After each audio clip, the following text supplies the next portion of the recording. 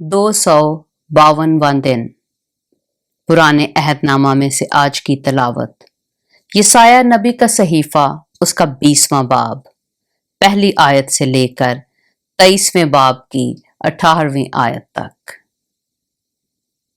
जिस साल सरजून शाह असूर ने तरतान को अशदूद की तरफ भेजा और उसने आकर अशदूद से लड़ाई की और उसे फतह कर लिया, उस वक्त खुदावन ने यसाया बिन आमूस की मार्फत यूं फरमाया कि जा और टाट का लिबास अपनी कमर से खोल डाल और अपने पांव से जूते उतार।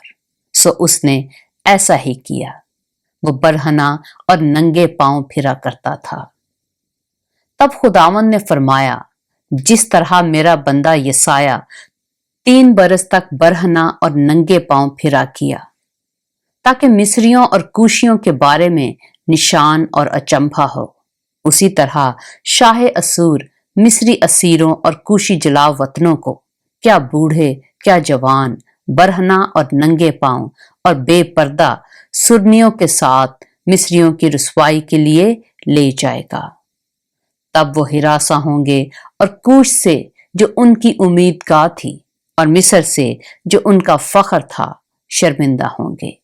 और उस वक्त इस साहिल के बाशिंदे कहेंगे, देखो हमारी उम्मीदगाह का ये हाल हुआ जिसमें हम मदद के लिए भागे ताकि असूर के बादशाह से बच जाएं। बस हम किस तरह रिहाई पाएं। यसाया नबी का सहीफा, उसका 21वां बाब। दश्ते दरिया की बाबत बारे नबूवत। जिस तरह जनूबी गिर्दबाद जोर से चला आता है, उसी तरह वो दश्त से और मुहीब सरजमीन से नजदीक आ रहा है। एक होलनाक रोया मुझे नजर आई। दगाबाज दगाबाजी करता है और गारत करता है।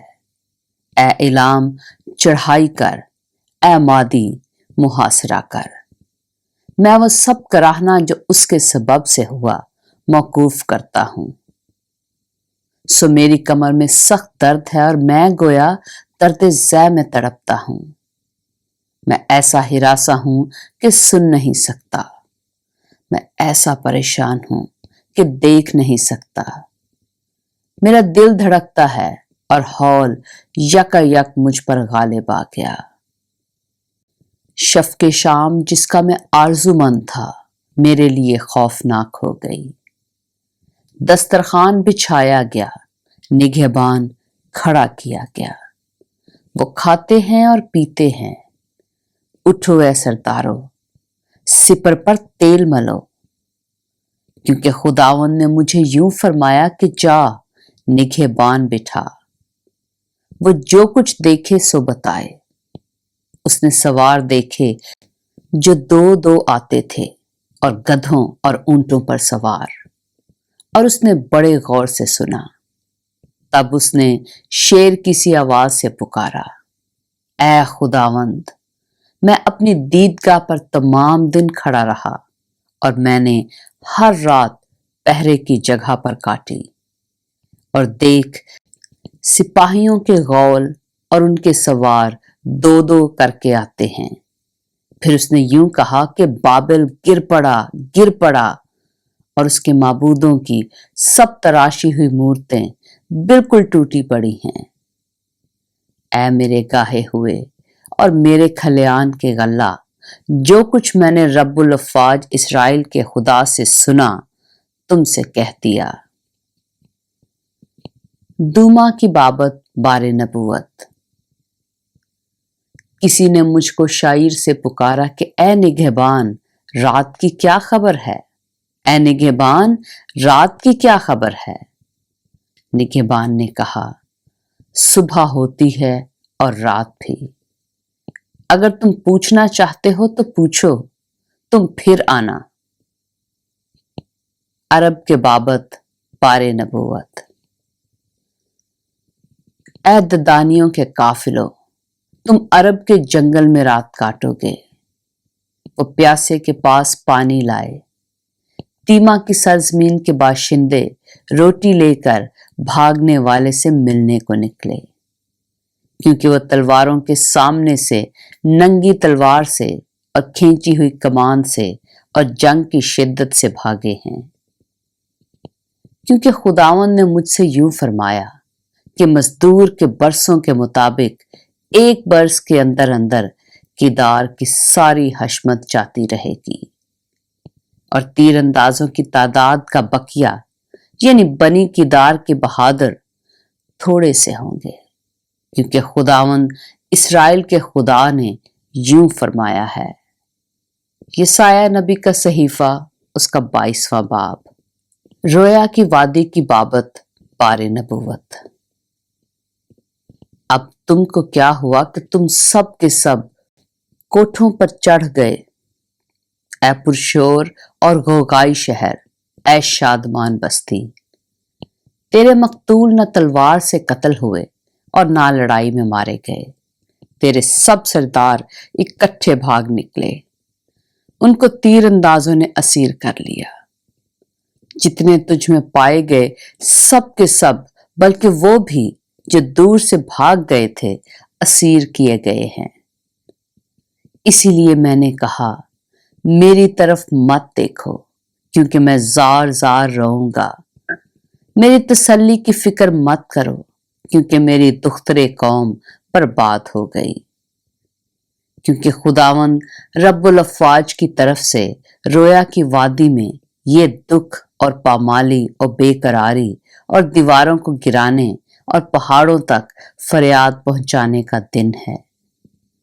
کیونکہ ایلام نے جنگی رتھوں اور سواروں کے ساتھ ترکش اٹھا لیا، اور کیر نے سپر کا غلاف اتار دیا، اور یوں ہوا کہ تیری بہترین وادیاں جنگی رتھوں سے معمور ہو گئیں، اور سواروں نے پھاٹک پر صف آرائی کی، اور یہودا کا نقاب اتارا گیا، اور تو اب دشت محل کے صلہ خانہ پر نگاہ کرتا ہے، اور تم نے داؤد کے شہر کے رخنے دیکھے کہ بے شمار ہیں، اور تم نے نیچے کے حوض میں پانی جمع کیا، اور تم نے یروشلم کے گھروں کو گنا اور ان کو گرایا تاکہ شہر پناہ کو مضبوط کرو۔ اور تم نے پرانے حوض کے پانی کے لیے دونوں دیواروں کے درمیان ایک اور حوض بنایا، لیکن تم نے اس کے پانی پر نگاہ نہ کی، اور اس کی طرف جس نے قدیم سے اس کی تدبیر کی متوجہ نہ ہوئے۔ اور اس وقت خداوند رب الافواج نے رونے اور ماتم کرنے اور سر منڈانے اور ٹاٹ سے کمر باندھنے کا حکم دیا تھا، لیکن دیکھو، خوشی اور شادمانی، گائے بیل کو ذبح کرنا اور بھیڑ بکری کو حلال کرنا، اور گوشت خواری اور مے نوشی، کہ آؤ کھائیں اور پئیں، کیونکہ کل تو ہم مریں گے۔ اور رب الافواج نے میرے کان میں کہا کہ تمہاری اس بد کرداری کا کفارہ تمہارے مرنے تک بھی نہ ہو سکے گا۔ یہ خداوند رب الافواج کا فرمان ہے۔ خداوند رب الافواج یوں فرماتا ہے کہ اس خزانچی شبنا کے پاس جو محل پر معین ہے جا اور کہہ، تو یہاں کیا کرتا ہے، اور تیرا یہاں کون ہے کہ تو یہاں اپنے لیے قبر تراشتا ہے، بلندی پر اپنی گور تراشتا ہے، اور چٹان میں اپنے لیے گھر کھدواتا ہے۔ دیکھ ہے زبردست، خداوند تجھ کو زور سے دور پھینک دے گا، وہ یقیناً تجھے پکڑ رکھے گا، وہ بے شک تجھ کو گیند کی مانند گھما گھما کر وسیع ملک میں اچھالے گا، وہاں تو مرے گا اور تیری حشمت کے رتھ وہیں رہیں گے، اے اپنے آقا کے گھر کی رسوائی، اور میں تجھے تیرے منصب سے برطرف کروں گا۔ ہاں، وہ تجھے تیری جگہ سے کھینچ اتارے گا۔ اور اس روز یوں ہوگا کہ میں اپنے بندہ الیاقیم بن خلقیہ کو بلاؤں گا، اور میں تیرا خلعت اسے پہناؤں گا، اور تیرا پٹکا اس پر کسوں گا، اور تیری حکومت اس کے ہاتھ میں سپرد کر دوں گا، اور وہ اہل یروشلم کا اور بنی یہودا کا باپ ہوگا، اور میں داؤد کے گھر کی کنجی اس کے کندھوں پر رکھوں گا، بس وہ کھولے گا اور کوئی بند نہ کرے گا، اور وہ بند کرے گا اور کوئی نہ کھولے گا، اور میں اس کو کھونٹی کی مانند مضبوط جگہ میں محکم کروں گا، اور وہ اپنے باپ کے گھرانے کے لیے جلالی تخت ہوگا، اور اس کے باپ کے خاندان کی ساری حشمت یعنی آل و اولاد اور سب چھوٹے بڑے برتن پیالوں سے لے کر کرابوں تک سب کو اسی سے منسوب کریں گے۔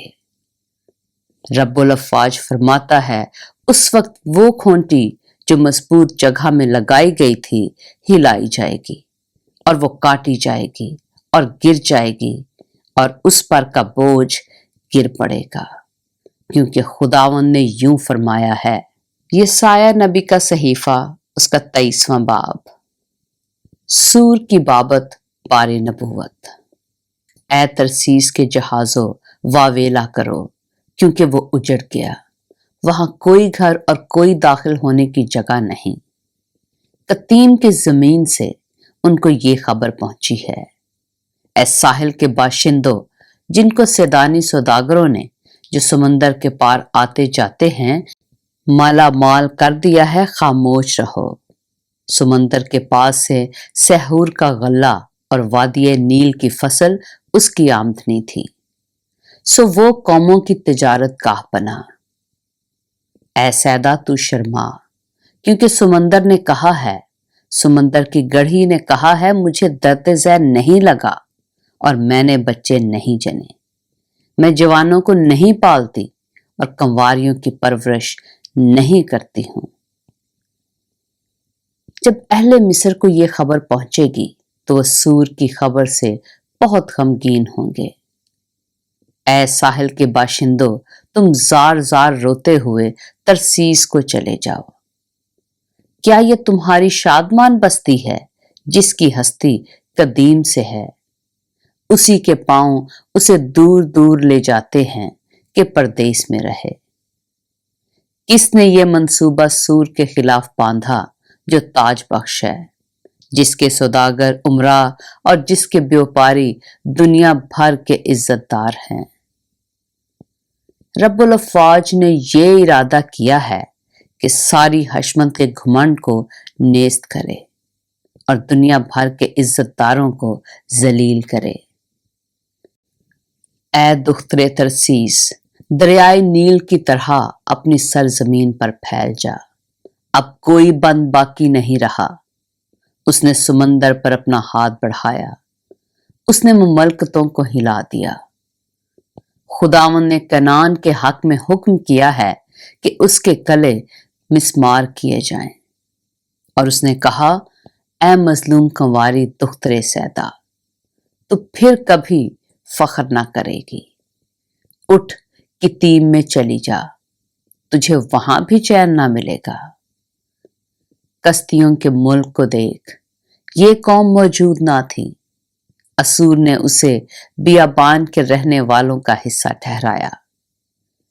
انہوں نے اپنے برج بنائے، انہوں نے اس کے محل غارت کیے اور اسے ویران کیا۔ اے ترسیس کے جہازوں، واویلا کرو، کیونکہ تمہارا قلعہ اجاڑا گیا۔ اور اس وقت یوں ہوگا کہ سور کسی بادشاہ کے ایام کے مطابق 70 برس تک فراموش ہو جائے گا، اور 70 برس کے بعد سور کی حالت فاحشہ کے گیت کے مطابق ہوگی۔ اے فاحشہ، تو جو فراموش ہو گئی ہے، بربت اٹھا لے اور شہر میں پھرا کر، راگ کو چھیڑ اور بہت سی غزلیں گا کہ لوگ تجھے یاد کریں۔